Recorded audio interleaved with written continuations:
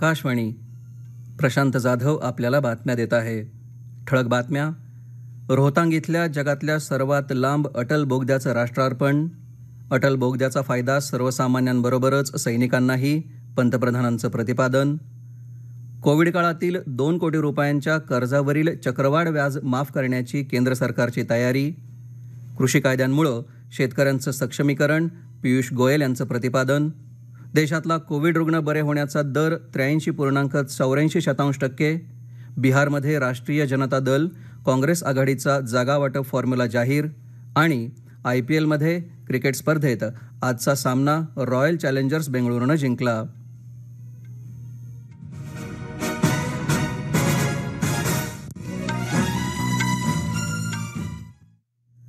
आता सविस्तर बातम्या. सीमा भागाच्या विकासावर सरकारनं लक्ष केंद्रित केलं असून रस्ते, पूल, बोगदे आणि इमारती बांधण्यावर भर दिला जात आहे. यापूर्वी इतक्या मोठ्या प्रमाणावर हे काम कधी झालं नव्हतं. याचा फायदा सर्वसामान्य नागरिकांनाच नाही तर आपल्या सैनिकांना देखील होणार आहे, असं प्रतिपादन पंतप्रधान नरेंद्र मोदी यांनी आज हिमाचल प्रदेशमध्ये अटल बोगद्याच्या उद्घाटन प्रसंगी केलं. रोहतांग इथं तयार करण्यात आलेला हा सर्वाधिक उंचीवरील जगातला सर्वात लांब बोगदा आहे.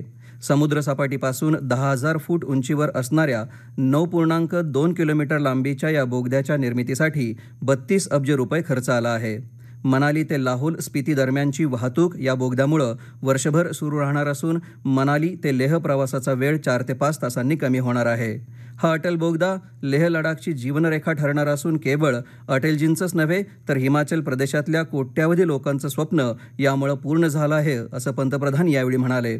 विकासासाठी दळणवळण सुविधा अत्यंत महत्त्वाची आहे. सीमा भागात तर या दळणवळणाचा थेट संबंध देशाच्या सुरक्षेशी आहे.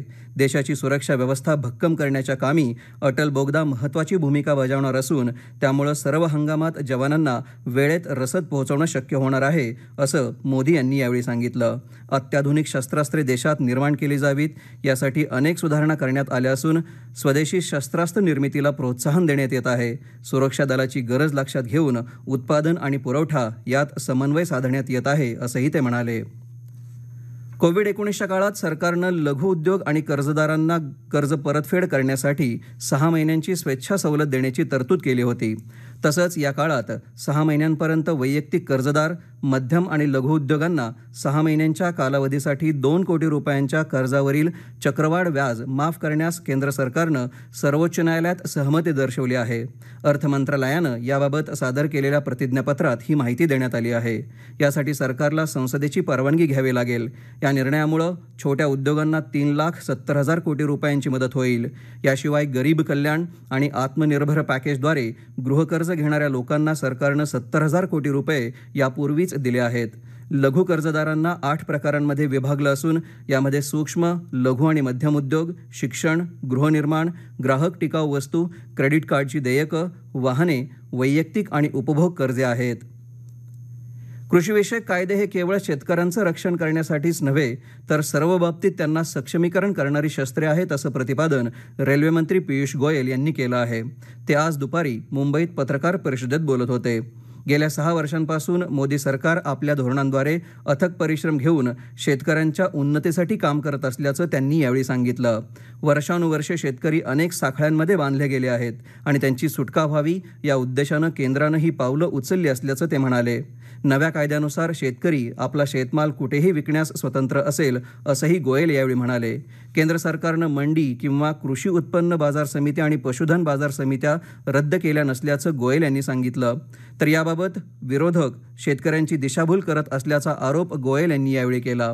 किसान रेल्वेला मोठा प्रतिसाद मिळत असून या गाड्यांमधील नाशवंत वस्तूंसाठी रेफ्रिजरेटेड कोचची योजना करणार असल्याचं सांगत शेती उत्पादनांची वाहतूक करण्यात रेल्वे मंत्रालय मोलाची भूमिका बजावत असल्याचं त्यांनी यावेळी सांगितलं. कोरोनामुळे देशात टाळेबंदी असतानाही टपाल खात्यानं मोलाची कामगिरी बजावली. याबद्दल बेस्ट लॉजिस्टिक्स सर्व्हिस प्रोव्हायडर म्हणून टपाल खात्याला हेल्थगिरी पुरस्कारानं गौरवण्यात आलं आहे. इंडिया टुडेतर्फे काल गांधी जयंतीला टपाल खात्याला हा पुरस्कार देण्यात आला. केंद्रीय आरोग्य आणि कुटुंब कल्याण मंत्री डॉक्टर हर्षवर्धन यांनी या पुरस्काराची घोषणा केली. कोरोनासारख्या संकट काळात टपाल कर्मचाऱ्यांनी जीवाची पर्वा न करता पत्र, पार्सल, मनी ऑर्डर, औषधं सर्वांपर्यंत पोहोचवण्याचं काम केलं. त्यामुळे टपाल विभाग कौतुकास पात्र आहे असं डॉक्टर हर्षवर्धन यावेळी म्हणाले. पंतप्रधान नरेंद्र मोदी यांनी देखील टपाल खात्याला शुभेच्छा दिल्या आहेत.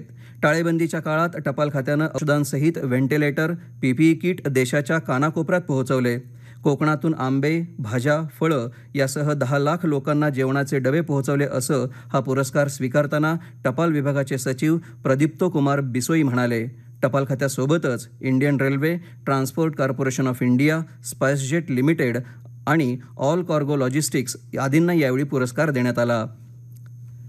हाथरस प्रकरणी युवतीच्या कुटुंबियांना न्याय नक्की मिळेल आणि विशेष तपास पथकाची चौकशी पूर्ण झाल्यानंतर मुख्यमंत्री योगी आदित्यनाथ दोषी अधिकाऱ्यांवर कडक कारवाई करतील असं आश्वासन केंद्रीय महिला आणि बालविकास मंत्री स्मृती इराणी यांनी दिलं आहे.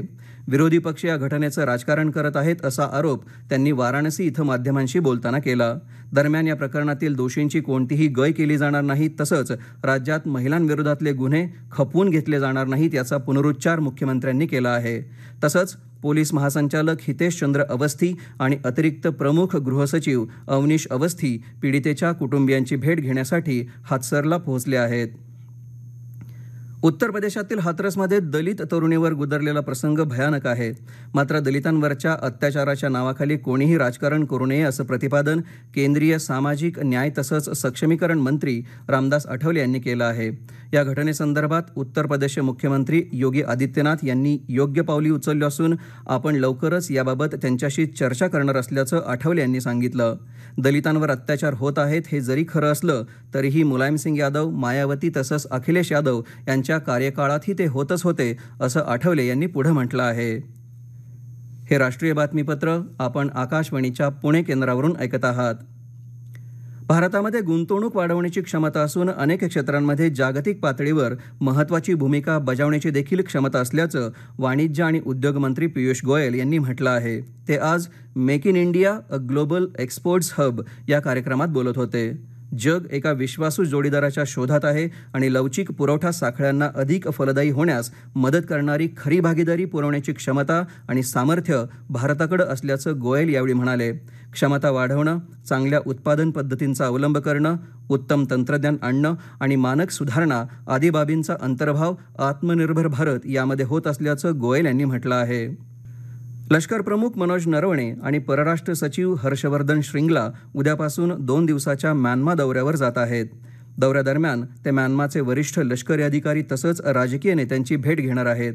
तसंच ते राज्य सल्लागार आंग सॅन स्यूकी यांचीही भेट घेतील. म्यानमा हा ईशान्येकडचा महत्त्वाचा शेजारी देश आहे. लडाख भागात भारत आणि चीन यांच्यामध्ये सध्या असलेल्या तणावाच्या पार्श्वभूमीवर लष्कर प्रमुखांच्या या दौऱ्याला विशेष महत्त्व आहे. बिहारमध्ये राष्ट्रीय जनता दल आणि काँग्रेसच्या नेतृत्वाखालील महाआघाडीनं विधानसभेच्या निवडणुकांसाठी जागा वाटपाचा फॉर्म्युला जाहीर केला आहे. पाटण्यातील 6 पक्षांच्या नेत्यांच्या संयुक्त पत्रकार परिषदेत जागा वाटपाचा अंतिम करार जाहीर करण्यात आला. यामध्ये राष्ट्रीय जनता दल 144 तर काँग्रेस 70 जागा लढवणार आहे. तर वाल्मिकीनगर इथली लोकसभेची पोटनिवडणूक लढवण्याची संधी काँग्रेसला मिळाली आहे. महाआघाडीत नव्यानं प्रवेश करणारे डावे पक्ष 29 जागांवर लढणार आहेत.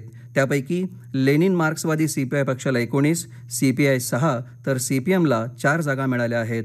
तर राष्ट्रीय जनता दल आपल्या 144 जागांमधून काही जागा विकासशील इन्सान पार्टी आणि झारखंड मुक्ती मोर्चा या पक्षांना देणार आहे. कोविड-19 आजारातून बरे होणाऱ्या देशातील रुग्णांच्या संख्येत सातत्यानं वाढ होत असून त्यामुळं देशातील रुग्ण बरे होण्याचा दर 83.84% झाला असल्याचं आरोग्य मंत्रालयानं म्हटलं आहे. 25 राज्ये आणि केंद्रशासित प्रदेशांमध्ये गेल्या आठवड्यात कोरोनाबाधितांच्या संख्येत ही घट दिसून आली आहे. गेल्या 24 तासात सुमारे 75,000 रुग्ण बरे झाल्यामुळं देशातील आतापर्यंत या आजारातून बरे झालेल्या रुग्णांची संख्या 54,27,000च्या पुढे गेली आहे. सलग 12व्या दिवशी उपचार घेत असलेल्या रुग्णांची संख्या 10 लाखांच्या खाली राहिली असून आज सक्रिय रुग्णांची संख्या 9,44,996 आहे. जम्मू काश्मीर केंद्रशासित प्रदेशाच्या आरोग्य आणि वैद्यकीय शिक्षण विभागाचे वित्तीय सल्लागार अटल डुल्लू यांनी आज जम्मू काश्मीरमधील शासकीय वैद्यकीय महाविद्यालयाला भेट देऊन तिथे उपचार घेत असलेल्या कोविड-19 रुग्णांना मिळत असलेल्या उपचार सुविधांचा आढावा घेतला. यावेळी रुग्णांना मिळत असलेल्या उपचाराबाबत त्यांनी समाधान व्यक्त केलं. ऑक्सिजन पुरवणाऱ्या कंपन्यांची रक्कम तात्काळ चुकती करावी असे निर्देश त्यांनी यावेळी दिले. गेल्या 24 तासात महाराष्ट्र पोलीस दलातील 190 पोलीस कोरोनाबाधित असल्याचं आढळून आलं आहे. याबरोबरच आतापर्यंत कोरोना संसर्ग झालेल्या एकंदर पोलिसांची संख्या 23,879 झाली आहे. आतापर्यंत खात्यातील 250 पोलीस कोविड-19 आजाराला बळी पडले असून 20,871 पोलिसांनी कोरोनावर मात केली आहे.